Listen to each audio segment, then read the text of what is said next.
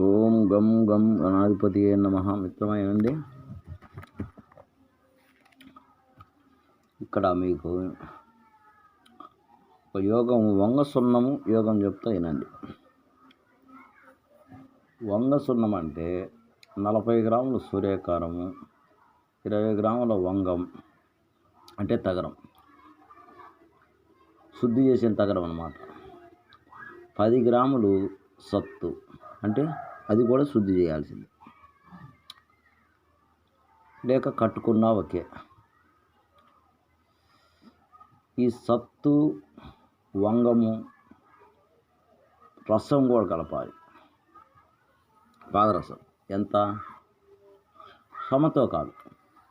10 గ్రాములు సత్తు వేసినప్పుడు 20 గ్రాములు వంగం వేసినప్పుడు ఇప్పుడు ఎంత కలపాలి? 30 గ్రాములు పాదరసం కలపాలి. ఆ పాదరసం కూడా అగ్నిజయం చేసి ఉండాలి. అలా చేసి సూర్యకారము ఆ బిళ్ళ కింద పైన పెట్టి 3 పుటాలు వేయాలి. సీలు ఓడదీయకుండా ఎట్లా వేయాలంటే చెప్తా, దాని భాగం మొత్తమేనండి. సూర్యకారం ఒక భాగం,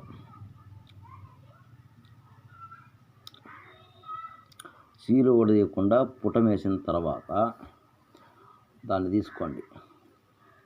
తీసుకొని బాగా మళ్ళీ మెత్తగా నూరండి. నూరిన తర్వాత మళ్ళా చెప్తున్న వస్తువులేనండి. సూర్యకారం ఒక భాగం, శంకు ఒక భాగం, మైలతుత్తము 4 భాగాలు మెత్తగా నూరుకొని పుటం పెట్టుకోవాలి వాటిని ముందు.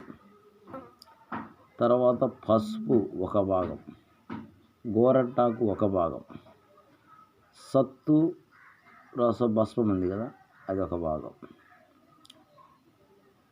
ఇవన్నీ కలిపి నూరి బాగా పాండీలేసి బాగా కరిగి ఈ పైన మనం చేసి పెట్టినాం కదా పుటమేసి భస్మం, ఆ భస్మం దీనికి గ్రాసం కొడితే భస్మం అయింది ఇటంటకు. తర్వాత రసం ఒక భాగం, సత్తు 2 భాగాలు, ఈ వాటి భాగాలు ఇవన్నీ భస్మం చేయాలి. భస్మం చేసిన తర్వాత ఆ భస్మాన్ని తీసుకొని రాగి ఒక 5 భాగాలు ఎత్తుకోండి. ఎండి ఒక భాగం మూసలేసి బాగా సీల్ చేసి కరగాలి.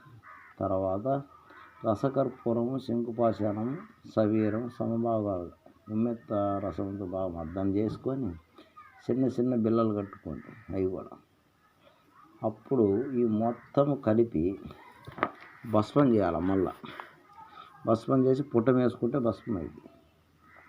ఆ భస్మాన్ని తీసుకొని కాపరమేనికి వెళ్ళచ్చు. ఓకేనా? విశ్వకర్మ అవగాహన వీడియోస్.